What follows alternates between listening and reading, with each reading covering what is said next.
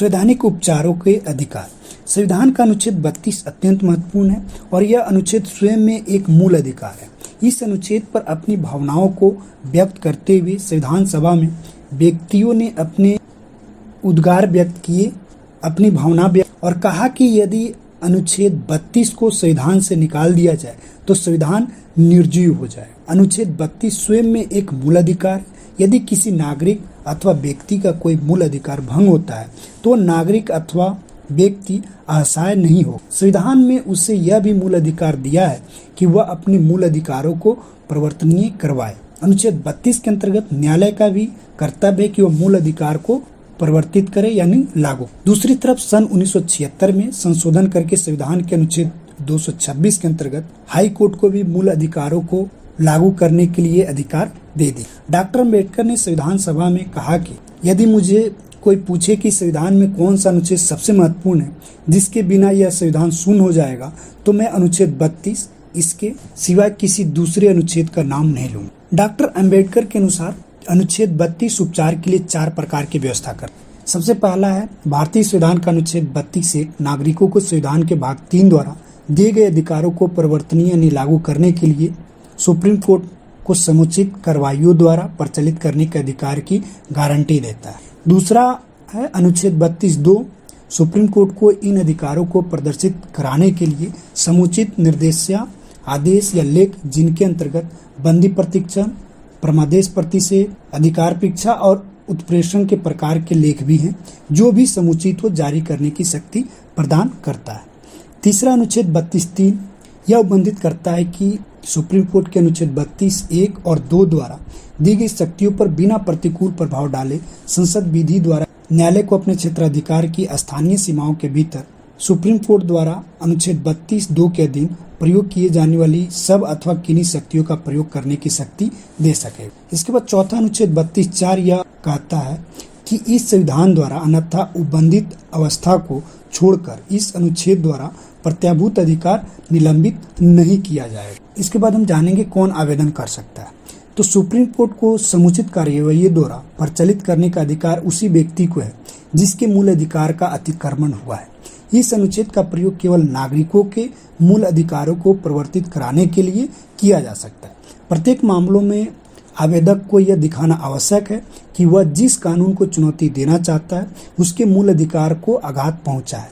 यही नहीं कि जिस रीट के अंतर्गत उपचार की प्रार्थना की जाती है उसका संबंध भी किसी न किसी मूल अधिकार से होना। न्याय दृष्टिकोण लोकहितवाद PIL जैसा कि ऊपर कहा गया कि अनुच्छेद 32 के अधीन अनुतोष पाने का हक उसी व्यक्ति को है जिसके मूल अधिकारों का अतिक्रमण होता है, किंतु सुप्रीम कोर्ट ने इस धारणा में परिवर्तन कर दिया है और अनुच्छेद 32 के क्षेत्र को बहुत बड़ा बना दिया। न्यायालय ने यह निर्धारित कर दिया है कि अनुच्छेद 32 के अधीन कोई संस्था या लोकहित से प्रेरित कोई नागरिक किसी ऐसे व्यक्ति के संवैधानिक या विधिक अधिकारों के परिवर्तन के लिए रीट फाइल कर सकता है जो निर्धनता यानी गरीब है, किसी अन्य कारण से न्यायालय में रीट फाइल करने में सक्षम नहीं है। और तो और हमारे न्यायालयों ने समाचार पत्रों, छपे समाचार एवं पोस्ट कार्ड द्वारा उपचार की मांग करने को भी रीट मान कर दीन दुखी लोगों की पीड़ा को हरने का बीड़ा उठा लिया। इसके बाद हम जानेंगे हाई कोर्ट की रीट अधिकारी। अनुच्छेद 226 अनुच्छेद 226 यह कहता है कि 32 में किसी बात के होते हुए भी प्रत्येक हाई कोर्ट को उन समस्त क्षेत्रों में जिनके संबंध में वह अपनी अधिकारिकता का प्रयोग करता है संविधान के भाग 3 में मिले मूल अधिकारों को परिवर्तन कराने के लिए और किसी अन्य प्रयोजन के लिए संबंधित राज्यों में किसी व्यक्ति या प्राधिकारी को समुचित मामले में किसी सरकार को ऐसे निर्देश या आदेश या रीट जिनके अंतर्गत बंदी प्रतिक्षण, परमादेश, प्रतिषेध अधिकार, परीक्षा और उत्प्रेषण रीट है जारी करने की शक्ति होगी। इस प्रकार हाई कोर्ट की रीट आधिकारिकता के केवल मूल अधिकारों की सुरक्षा के लिए ही नहीं सीमित है बल्कि किसी अन्य विधिक अधिकारों की सुरक्षा के लिए भी उपलब्ध है।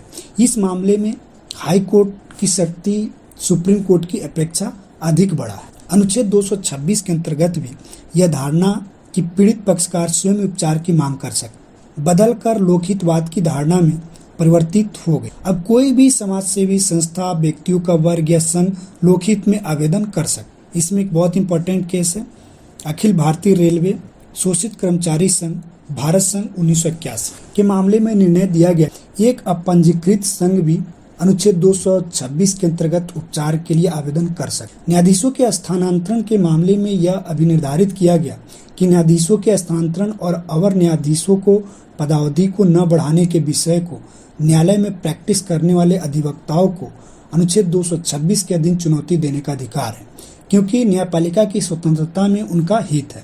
और यह भी निर्धारित किया गया कि कोई भी व्यक्ति पत्र द्वारा अनुच्छेद 226 के अधीन अनुतोष पाने के लिए आवेदन कर सकता है। अनेक मामलों में न्यायालयों ने पत्र को रिट मानकर पीड़ित व्यक्तियों को अनुतोष प्रदान किए।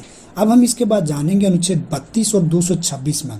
यह ध्यान देने की बात है कि 226 के अंतर्गत हमारे हाई कोर्ट को उपयुक्त प्रकार की रिटों को जारी करने का अधिकार प्राप्त है, किंतु इस मामले में न्यायालय की सुप्रीम कोर्ट की अपेक्षा बहुत बड़ा है, क्योंकि हाई कोर्ट को मूल अधिकारों के परिवर्तन कराने के अतिरिक्त अन्य प्रयोजनों के लिए भी रिट जारी करने की शक्ति जो सुप्रीम कोर्ट को नहीं प्राप्त है। किंतु संसद अनुच्छेद 139 यानी 139 के अंतर्गत सुप्रीम कोर्ट को यह अतिरिक्त अधिकार भी प्रदान कर सकती है। किंतु जहां तक मूल अधिकारों का संबंध है, हाई कोर्ट का अधिकार सुप्रीम कोर्ट के अधिकार का अपकर्षण नहीं करता। यह समवर्ती है यानी मिला जुला है।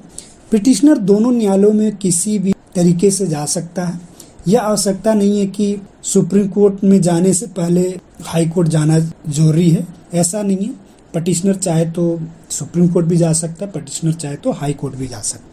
इसके बाद हम जानेंगे अनुच्छेद 32 का निलंबन। अनुच्छेद 32(4) यह कहता है कि अनुच्छेद 32 द्वारा मिले अधिकार संविधान द्वारा अन्यथा उल्लंघित किए जाने के सिवा निलंबित किया जाएगा। संविधान में केवल एक परिस्थिति का उल्लेख है जबकि इस अनुच्छेद को निलंबित किया जा सकता, जब अनुच्छेद 352 के अंतर्गत आपात की घोषणा कर दी गई।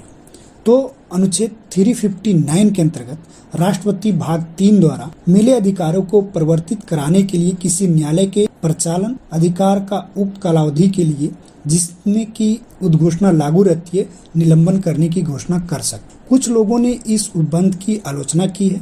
उनका कहना है कि संविधान एक हाथ से देता है और दूसरे हाथ से छीन लेता है, किंतु भारत की परिस्थितियों को देखते हुए यह आलोचना उचित नहीं है। हम जानते हैं कि हमारे अधिकार अत्यंतिक यानी बहुत बड़ा नहीं है। इस संविधान में व्यक्तिगत हित और सामाजिक हित में सामंजस्य बिठाने का प्रयास किया गया। व्यक्ति का अस्तित्व ही राष्ट्र के ऊपर आधारित है। यदि राष्ट्र पर कोई संकट हो और मूल अधिकार कोई बाधा उत्पन्न करते हैं तो उन्हें निलंबित किया जाए। संविधान संशोधन 44 के द्वारा अब स्पष्ट कर दिया गया कि अनुच्छेद 21 और 22 को अनुच्छेद 359 के अधीन उद्घोषणा द्वारा निलंबित नहीं किया जा सकता।